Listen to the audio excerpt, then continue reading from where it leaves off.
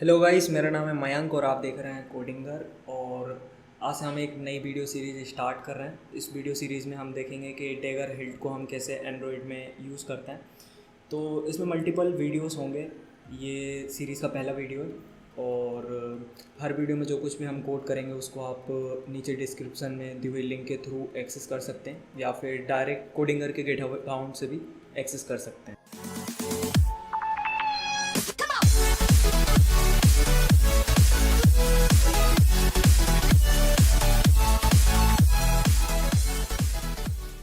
तो चलिए सबसे पहले देखते हैं व्हाट इज़ डेगर हिल्ट।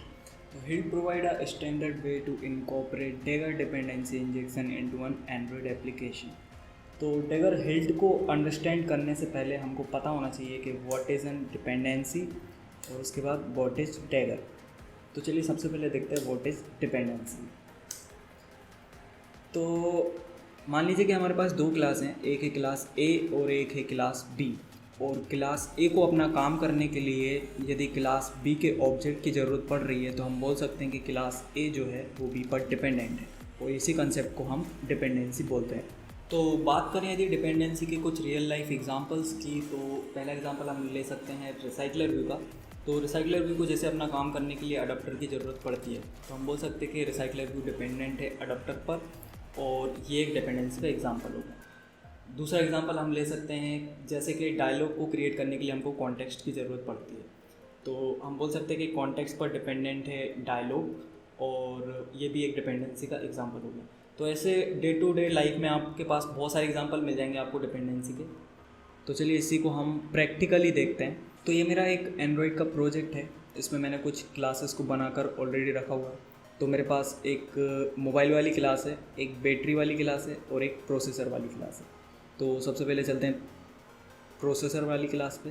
तो इसमें जस्ट कुछ भी नहीं है, एक ब्लैंक क्लास है अकेली। उसके बाद चलते हैं बैटरी पर, तो बैटरी भी एक ब्लैंक क्लास है। फिर चलते हैं मोबाइल पर। तो मोबाइल जो है उसमें दो वेरिएबल है मेरे पास, एक बैटरी और एक प्रोसेसर, और इन दोनों को मैंने इनिट के अंदर कंस्ट्रक्ट कर पाया। दोनों का ऑब्जेक्ट मैंने इनिट के अंदर, इनिट ब्लॉक के अंदर बनवाया हुआ है।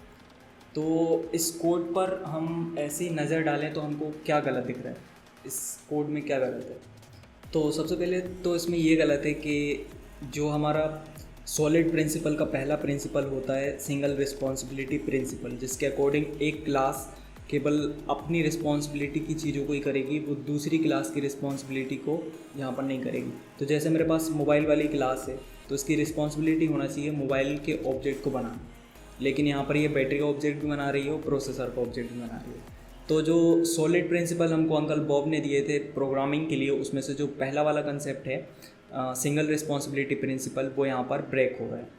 उसके बाद दूसरी प्रॉब्लम ये है कि मान लो जहाँ पर जितनी बार मोबाइल का ऑब्जेक्ट बनेगा उतनी बार एक नई बैटरी बनेगी और उतनी बार एक नया प्रोसेसर बनेगा।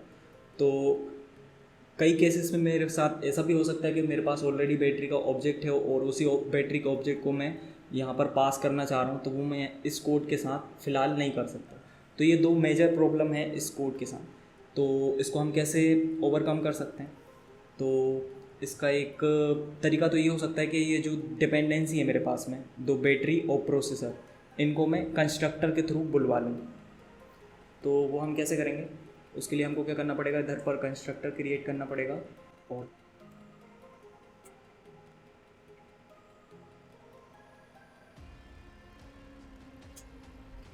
तो इसको कुछ मैंने ऐसा कर दिया है। अभी जो अंकल वॉब का फर्स्ट प्रिंसिपल है single responsibility principle solid principle का, वो ब्रेक नहीं हो रहा है। मोबाइल वाली क्लास जस्ट अपना काम करेगी, मोबाइल को क्रिएट करने का, मोबाइल से रिलेटेड काम करेगी। वो बैटरी का ऑब्जेक्ट नहीं बनाएगी और ना ही वो रिस्पॉन्सिबल होगी प्रोसेसर का ऑब्जेक्ट बनाने के लिए, ठीक है। और जो सेकंड चीज़ थी कि मोबाइल का ऑब्जेक्ट जितनी बार क्रिएट होगा उतनी बार अब बैटरी का ऑब्जेक्ट क्रिएट नहीं होगा।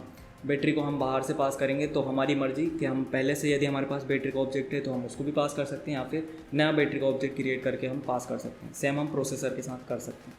तो मान लो कि ये मैं मेन एक्टिविटी पर गया और यहाँ पर अब मैं मोबाइल का ऑब्जेक्ट क्रिएट कर रहा हूँ। तो कैसे करूँगा?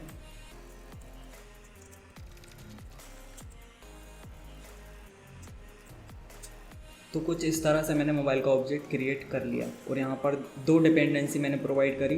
पहली बैटरी और दूसरी प्रोसेसर। तो ये जो मैंने डिपेंडेंसी कंस्ट्रक्टर के थ्रू प्रोवाइड करवाई है, इसी को ही हम बोलते हैं डिपेंडेंसी इंजेक्शन।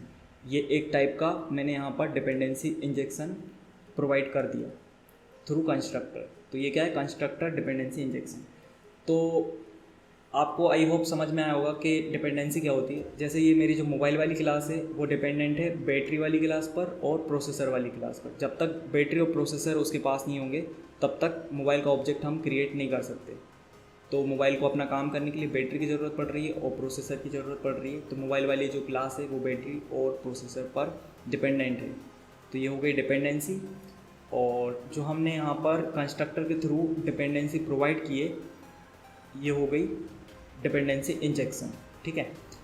तो अब यहाँ पर सवाल उठता है कि फिर डैगर क्या है। तो जो ये डिपेंडेंसी हमने अभी प्रोवाइड करवाई है, बैटरी का ऑब्जेक्ट हमने क्रिएट किया है, प्रोसेसर का ऑब्जेक्ट हमने क्रिएट किया है, तो यही काम सेम हम कर सकते हैं किससे, किसी डिपेंडेंसी इंजेक्शन फ्रेमवर्क के थ्रू। तो डैगर एक डिपेंडेंसी इंजेक्शन फ्रेमवर्क है जिसके थ्रू हम ये डिपेंडेंसी प्रोवाइड करने का काम कर सकते हैं।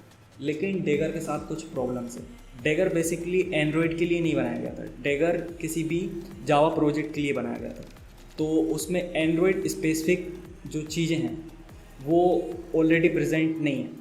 तो इसमें हमको बहुत सारा, यदि हम डिपेंडेंसी इंजेक्शन का काम डैगर के थ्रू करते हैं तो उसमें हमको बहुत सारा बॉयलर प्लेट कोड लिखना पड़ता है। तो इसी को ओवरकम करने के लिए डैगर हिल्ट पिक्चर में आया। तो डैगर हिल्ट में क्या किया है कि जो भी बॉयलर प्लेट कोड था उसको हटा दिया। जो भी ऐसा कोड है कि हर एंड्रॉयड प्रोजेक्ट में काम आने ही आना है, उसको ऑलरेडी क्रिएट करके रखा हुआ है, हमको जस्ट उसको यूज़ करना है और अपना डिपेंडेंसी इंजेक्शन का काम निकालना है। तो इसमें बहुत सारे कंपोनेंट हैं, स्कोप हैं जो ऑलरेडी बने हुए हैं, हमको जस्ट उनको यूज़ करना है। प्रायर हमको डैगर में क्या करना पड़ता था, वो खुद से क्रिएट करना पड़ता था। स्कोप हमको खुद से क्रिएट करना पड़ते थे, कंपोनेंट हमको खुद से क्रिएट करना पड़ते थे, और भी बहुत सारी चीज़ें हैं जो हमको खुद से क्रिएट करना पड़ती थी, और बहुत सारा बॉयलर प्लेट कोड उससे हमारे एंड्रॉयड प्रोजेक्ट में हो जाता था। अभी डैगर हिल्ट में क्या है कि हमको जो हर प्रोजेक्ट में यूज होने वाली चीज़ें हैं वो ऑलरेडी डैगर हिल्ट में रखी हुई हैं, हमको जस्ट उनको एनोटेशन के थ्रू यूज़ करना है। तो अब हम वापस से चलते हैं यहाँ पे। तो Hilt provide an standard way to incorporate Dagger dependency injection into an Android application. तो जो हिल्ट है वो हमारे एंड्रॉयड एप्लीकेशन में डिपेंडेंसी इंजेक्शन का काम करती है। तो यहाँ पर अभी आपको ये भी पता है कि डिपेंडेंसी क्या होती है, और अभी आपको ये भी पता है कि डैगर क्या है। तो डैगर एक डिपेंडेंसी इंजेक्शन फ्रेमवर्क है जो कि डिपेंडेंसी प्रोवाइड करने का काम करती थी किसी भी जावा प्रोजेक्ट में या फिर एंड्रॉयड प्रोजेक्ट में।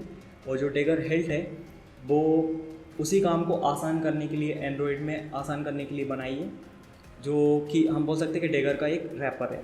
तो यदि हम हिल्ट के कुछ बेसिक गोल देखें तो पहला गोल ये है कि to simplify Dagger related infrastructure for Android app. तो एंड्रॉयड ऐप में जो डैगर रिलेटेड इंफ्रास्ट्रक्चर है उसको इन्होंने बहुत सिंप्लीफाई कर दिया।